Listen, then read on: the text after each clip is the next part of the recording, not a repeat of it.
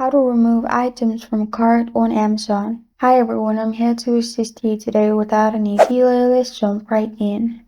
First, open Amazon on your device. Make sure you're logged into your Amazon account.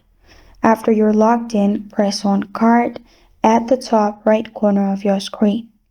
After you've clicked on Cart at the top right corner of your screen, you will find everything in your cart. Now, to delete from cart, simply click on the quantity icon and beside it you'll find a trash bin option. Click on it and quantity will be 0 and the product will be removed. Another thing what you can also do is click on delete at the bottom of the product and it will be deleted.